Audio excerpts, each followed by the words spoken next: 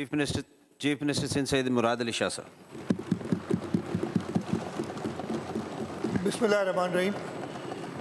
Deputy speaker साहब, शुक्रिया, आपने मौका दिया और ज़रूर एक इम्पॉर्टेंट लेजिस्लेशन है। हर लिहाज से कुछ लोगों का ख्याल है कि ये उनकी डिमांड पे हुआ है, तो या उनका मौक़िफ़ था, मौक़िफ़, और ये कहा गया कि हमारा मौक़िफ़ था कि एग्रीकल्चर इनकम टैक्स लगाओ। इधर वैसे क्लैरिफिकेशन तो आ गई है, खुद एडमिट भी कर लिया है।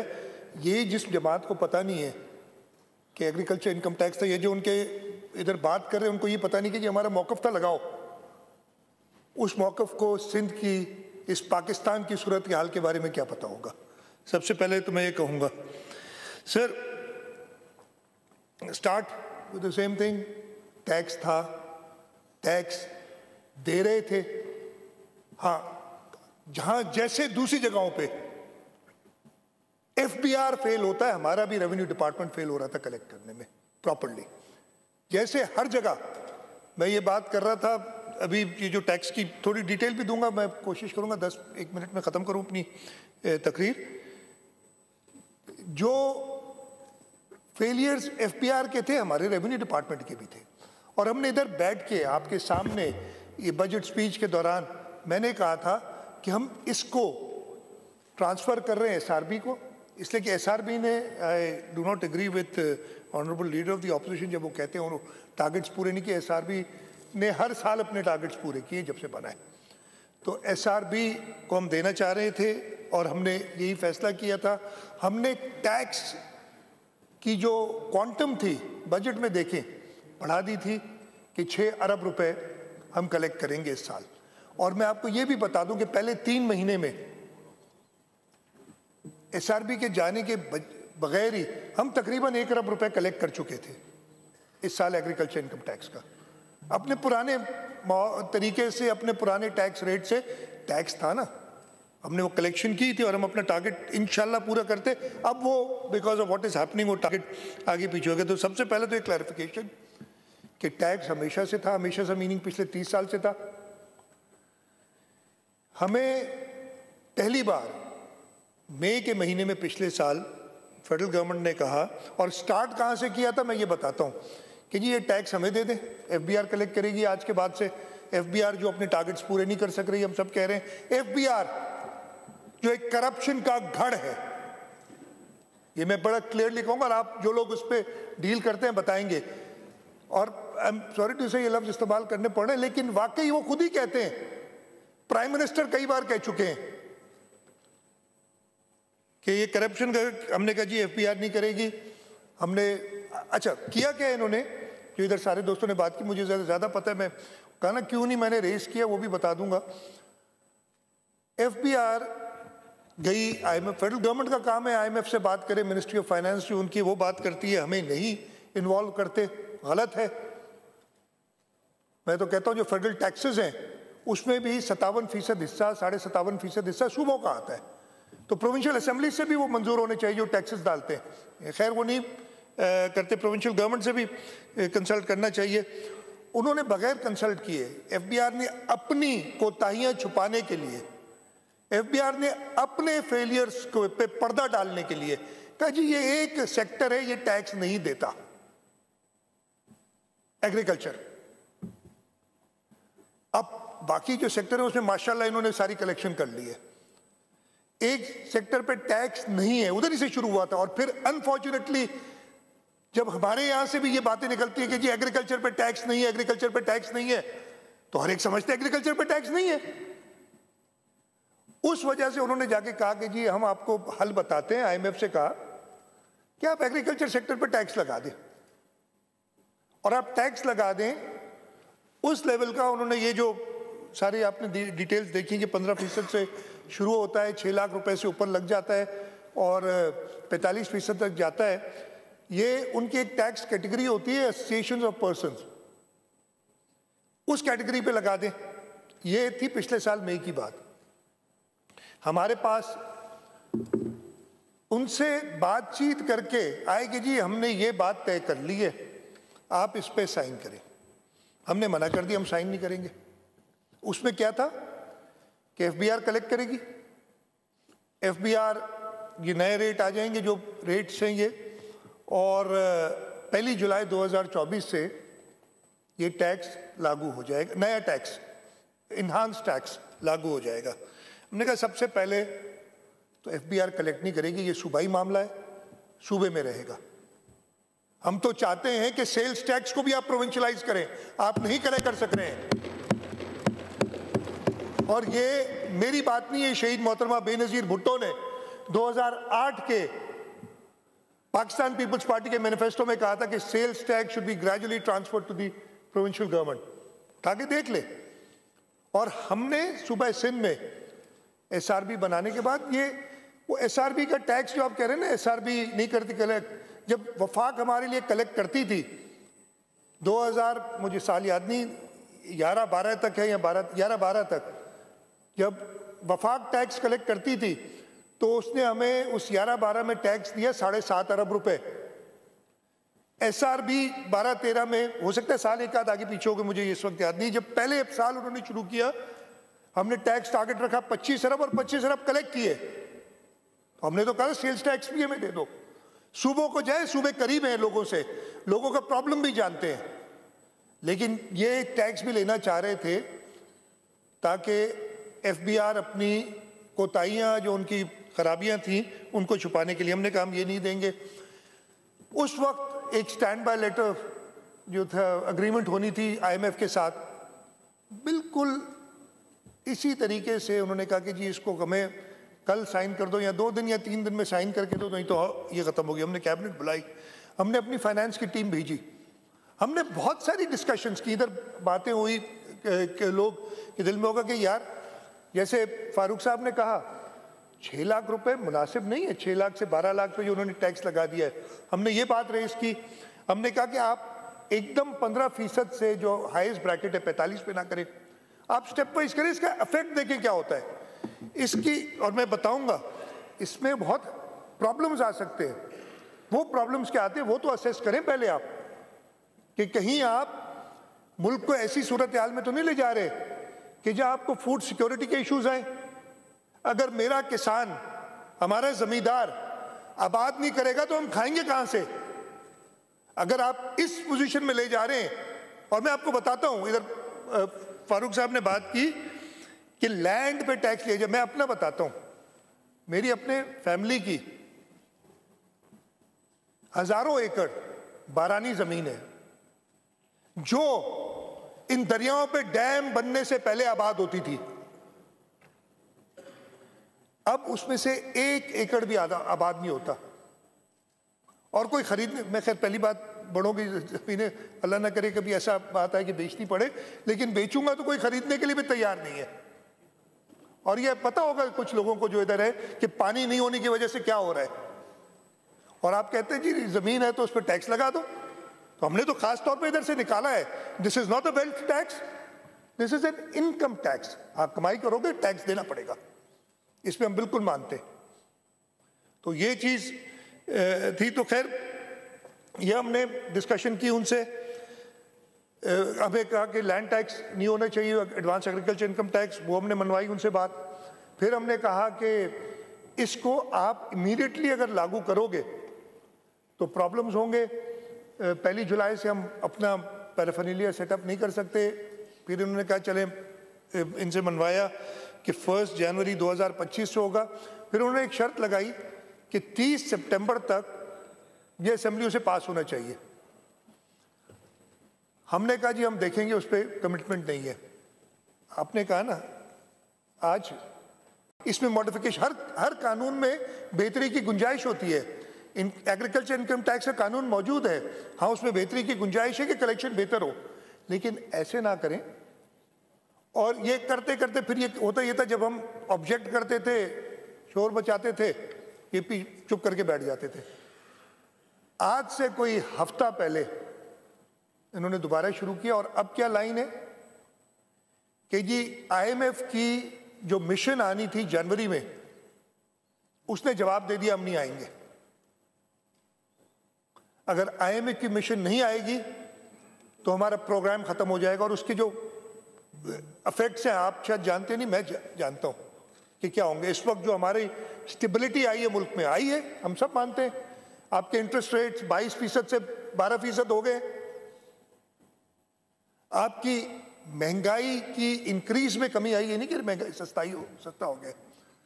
ये सब क्यों हुआ है कि जब हम डिसिप्लिन फिस्कल एनवायरनमेंट में जा रहे हैं, हम नहीं चाहते थे, हुकूमत सिंध नहीं चाहती थी, पाकिस्तान पीपल्स पार्टी नहीं चाहती थी कि हम कॉज बने कि जी IMF का प्रोग्राम खत्म हो गया। अच्छा, इस सिलसिले में जैसे मैंने कहा, पंजाब हुकूमत ने तो बहुत पहले अक्टूबर में, मुझे याद नहीं, ये पास कर दिया।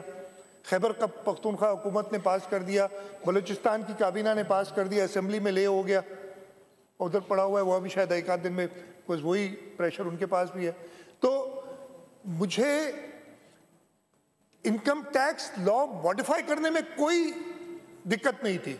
हम चाहते थे बेहतरी आए, हम चाहते थे कि ज्यादा टैक्स, लेकिन इस तरीके से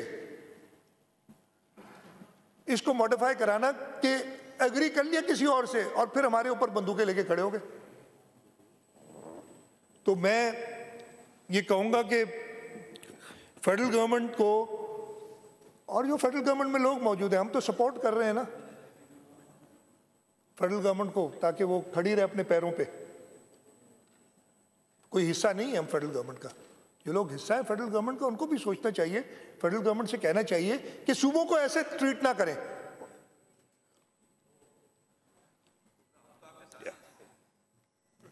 आप ना इधर है ना उधर है।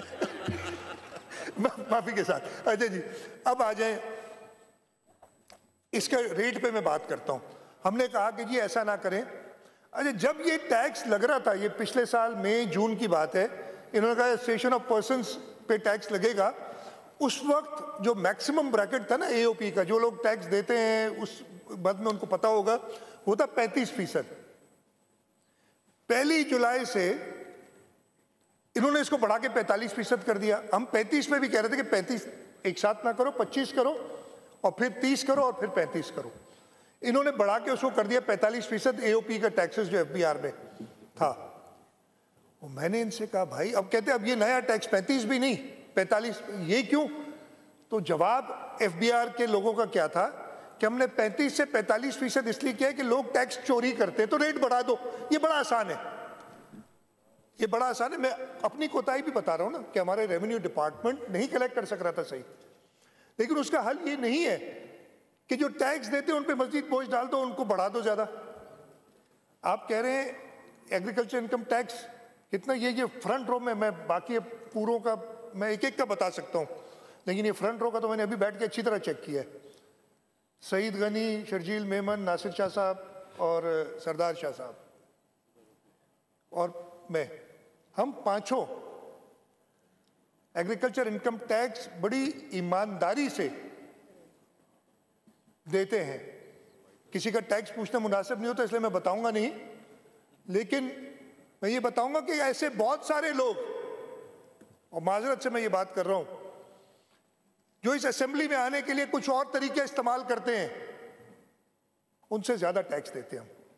हम अपने लोगों के वोट्स के ऊपर इलेक्ट होकर इधर आए और हम फिर भी ज्यादा टैक्स देते हैं उनसे। अगर कोई ऐसे हैं तो नाराज हो, ऐसे ना हो तो यार मेरी बात को बुरा ना माने। ठीक है जी। अच्छा, उन्होंने कहा जी 35% से 45% कर दिया कि हम टैक्स लोग चोरी कर रहे थे, टैक्स दे नहीं रहे थे। तो मतलब मैंने उनसे यही कहा कि आप शुरू में कह रहे हैं एग्रीकल्चरिस्ट को कि चोरी करो। ये चीजें थी जो मैं खुश नहीं हूं। हाँ, टैक्सेस होने चाहिए, every person should be taxed, every income should be taxed. इसमें कोई तो टैक्स तो हो रहा था ना। हाँ, कलेक्शन में प्रॉब्लम थे, उसको बेहतरी लानी थी और हम उसके लिए तैयार थे, हम करना चाह रहे थे। लेकिन IMF से बात करके FBR ने और फेडरल गवर्नमेंट ने अपनी, और इससे नुकसान जो होंगे उसकी भी शायद हो, अल्लाह करे ना हो, मैं उसकी भी बात करता हूं। एक दो चीजें क्लियर बाकी मेंबर्स ने भी बताई हैं कि ये लैंड ओनर्स जो आबादी करते हैं उन पे टैक्स है। जिसकी लैंड ओनरशिप नहीं है उस पर टैक्स नहीं है। मिनिमम भी है 12.5 एकड़ इरिगेटेड लैंड और 25 एकड़ नॉन इरिगेटेड लैंड, उनसे कम पे टैक्स नहीं है। हारियों पे टैक्स ये नहीं है।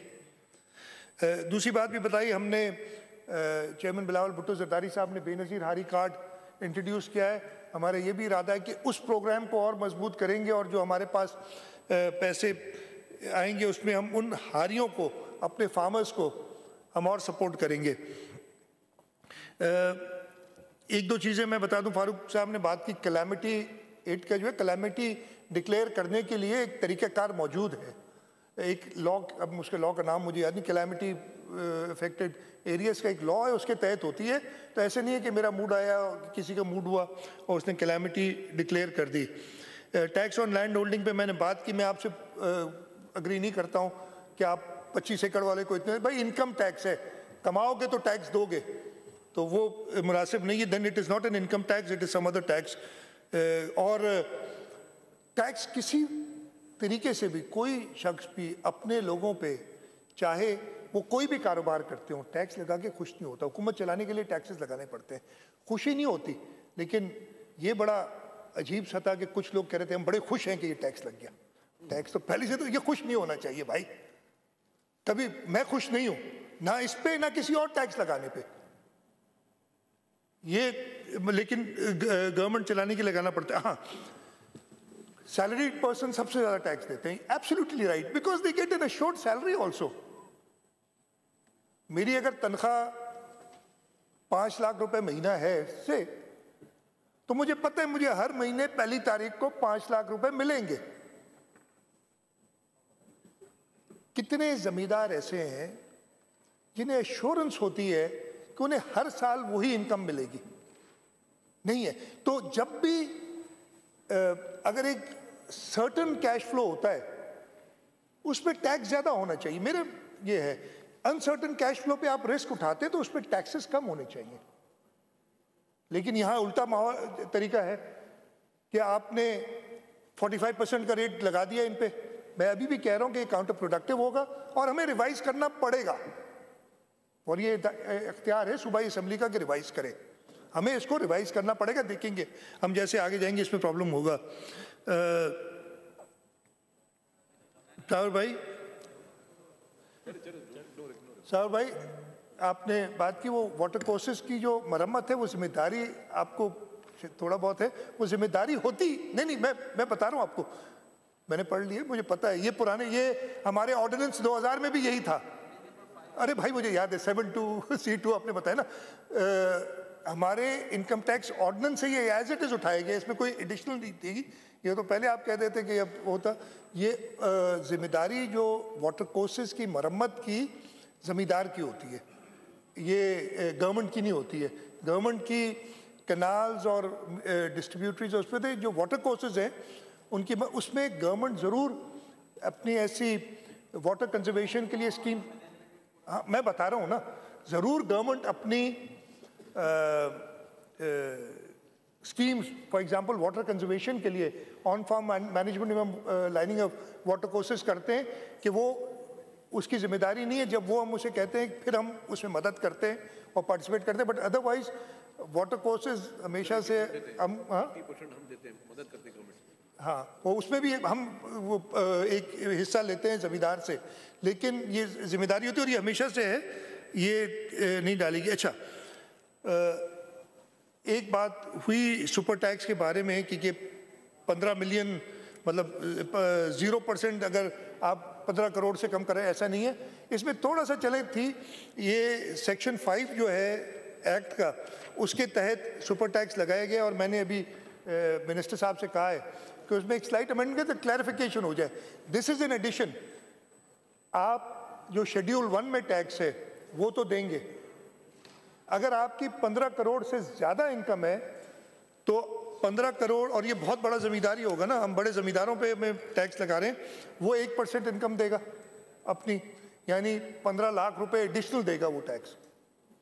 और अगर 50 करोड़ से ऊपर कमाता है तो वो 10% एडिशनल देगा in addition to whatever tax is paying under schedule 2। मैंने कहा ये क्लैरिफाई, और ये हम कानून में इसमें क्लैरिफाई भी कर देते हैं थ्रू एन अमेंडमेंट।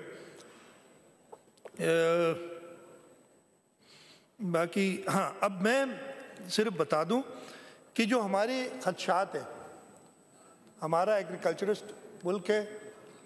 आपको याद होगा 2008 में जब पाकिस्तान पीपल्स पार्टी की गवर्नमेंट आई थी, सबसे पहले यूसुफ रज़ा गिलानी साहब ने अपनी तकरीर में वीट की सपोर्ट प्राइस बढ़ाई थी और उसका इफेक्ट क्या हुआ? उस साल से लेके 2015 तक आप वीट सरप्लस थे, आपको वीट इंपोर्ट करने की ज़रूरत नहीं पड़ी। और फिर प्रॉब्लम यह आया कि वीट इंपोर्ट की, फिर उसमें और मसले होते हैं, यूक्रेन से गंदी गंदम मंगा लेते हैं। इस साल भी केयरटेकर्स ने गंदम मंगा ली थी। तो हमें खदशात ये हैं कि हमारे ज़मींदार अगर देखेंगे कि उन्हें वो इनकम नहीं मिल रही, they will go into other businesses. If they go into other businesses, you might have a food shortage, you might have a food security shortage. ये सोचा ही नहीं किसी ने। और बड़ा हम समझते हैं कि, मेहरबानी करके बीच में ना बोला करें। साबिर साहब प्लीज। देखिए थोड़ा सा नहीं, सवाल ऐसे नहीं होता। साबिर साहब क्रॉस टॉक ना करें। ठीक है, हमें इतना ब्लैक एंड वाइट नहीं होती दुनिया। अगर मैं देखूंगा, मैं इस वक्त ज़मींदारी कर रहा हूं, मेरा बल्क इनकम ज़मींदारी से आता है, लेकिन अगर मैं सोचूंगा समझूंगा, और मेरी एक मजबूरी भी है ज़मींदारी करना, मैं मजबूरी बता रहा हूं। मजबूरी क्या है कि मेरे साथ तकरीबन 40 ख़ानदान ऐसे हैं जिनको मैं सपोर्ट करता हूं। सपोर्ट में देने वाला रब है, मेहनत वो अपनी करते हैं, लेकिन मैं पैसे कमाता हूं तभी मैंने अपनी ज़मीनों को आबाद करना है ना। वो 40 खानदान 50% मेरे हिस्सेदार हैं। They partners, they not my servants. वो पार्टनर है मेरे। इधर इंडस्ट्री में तो आप लेबर लगा देते ना, अगर प्रोडक्शन कम हो गई, अगर डिमांड कम हो गई तो आपने प्रोडक्शन कम कर दी अपनी, 200 मजदूर है, 100 को निकाल दिया। मेरे पास ये फ्रीडम नहीं है कि मैं निकाल दूं। जो करता है ऐसे वो गलत करता है। अगर अल्लाह ना करे, मैं देखूंगा ये तो घाटे का सौदा है, मैं अपना टाइम जो जिम्मेदारी में देता हूं, मैं कोई और कारोबार करूं तो मैं ज्यादा कमाऊंगा, तो मैं जिम्मेदारी छोड़ दूंगा। मैं तो छोड़ दूंगा, एक आपके मुल्क में फूड सिक्योरिटी का इशू आ जाएगा। जब मैं अपने कह रहा हूं, मैं एग्रीकल्चरिस्ट जनरल बात कर रहा हूं। दूसरा, वो जो सपोर्ट करते हैं उन लोगों को, उनको कौन सपोर्ट करेगा कल? ये कोई सोचता ही नहीं है। आपने हर चीज ब्लैक एंड व्हाइट में करके, एफबीआर में बैठे लोग जिन्होंने कभी कुछ नहीं पता, जिनको वो सिर्फ नंबरों में, मैं भी कर सकता हूं, मैं बहुत तेज हूं नंबरों में, लेकिन और अगर मैं अपने दिमाग से काम करूं, दिल से ना करूं, मैं जिम्मेदारी छोड़ दूं। और ऐसे बहुत सारे लोग होंगे, लेकिन हम अफोर्ड नहीं कर सकते। हमारे बड़ों की एक तरीक़ाकार है। मुझे, अब मैं बहुत लंबी तकरीर कर दूंगा, मैं किससे अगर आपको बताने शुरू करूं कि किस तरीके से क्या क्या देखा है मैंने अपनी ज़िंदगी में 2 बड़े फ्लड्स देखे, 2010 और 2022 वाला, जब मेरी और मेरे सारे पार्टनर्स की, मेरे किसान पार्टनर्स की पूरी वाइप आउट हो गई थी। मैं तो चलो गुजारा कर लेता हूँ, वो लोग तो एक फसल से दूसरी फसल जाते हैं, टाइम देते हैं। जिस साल, अब मैं जब से चीफ मिनिस्टर बना हूँ, मैं उतना टाइम नहीं देता, तो मेरी इनकम भी उस हिसाब से नहीं होती और मुझे और इश्यूज आ जाते हैं कि मैनेज नहीं होती। तो ये चीज़ें सोच लें, ये जो आएंगी ना फूड सिक्योरिटी प्रॉब्लम्स, अगर आपको आ गए तो आपको, और इसीलिए मैं कह रहा हूँ कि हम इसको रिकंसिडर करेंगे। अगर इसके नेगेटिव असरात हुए तो इसको रिकंसिडर करना पड़ेगा। हम इधर बात कर रहे थे, मैं तो उजलत में क्यों कर रहे हैं आपको बता दिया। उजलत में नहीं कर रहे, 7-8 महीने हम इनसे बात करते रहे।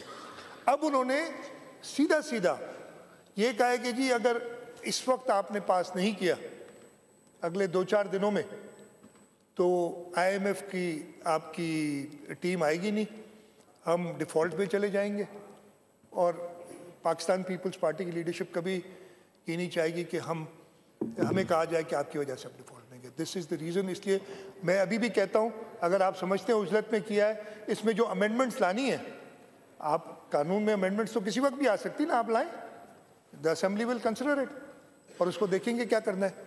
तो ओपन है, मैं तो इनवाइट करूंगा कि इसमें अमेंडमेंट्स लाएं ताकि पता चले कि आगे क्या होना। मैं और ज़्यादा 3 बज गए ऑलरेडी, ज़्यादा लंबी तकरीर नहीं करूंगा। मैं सिर्फ यही कहूँगा सारे दोस्तों से कि हम किसी टैक्स लगाने में, ये नहीं कि आज कोई टैक्स लगाने में खुशी नहीं होती, अगर किसी को खुशी हुई है तो वो उसकी अपनी मर्जी है, लेकिन मुल्क के ये IMF की कंडीशनैलिटीज़ जो कि फेडरल गवर्नमेंट ने हमें एक बंद गली में डाल दिया है बग़ैर सोचे समझे। हाँ, IMF की ज़रूरत थी, इसमें कोई शक नहीं, हमने खुद कोशिश की, लेकिन उनको गलत रास्ते दिखाएंगे तो वो तो अटक जाते हैं फिर उसी जगह पे। उनको क्या पता कि सिंध के अंदर हारी क्या होता है और ज़मींदार क्या होता है और क्या रिलेशनशिप है हारी और ज़मींदार का। आपका बहुत बहुत शुक्रिया।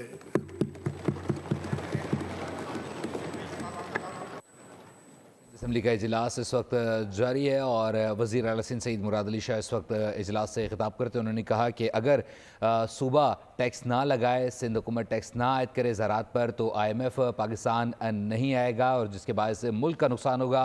पीपल्स पार्टी मुल्क के ख़िलाफ़ नहीं जाएगी, जिसकी बदौलत अब ये टैक्स लगाया जा रहा है। उन्होंने कहा कि अमेंडमेंट की जा सकती है, ओपन प्लेटफॉर्म में अपनी तजवीज़ पेश की जाएँ।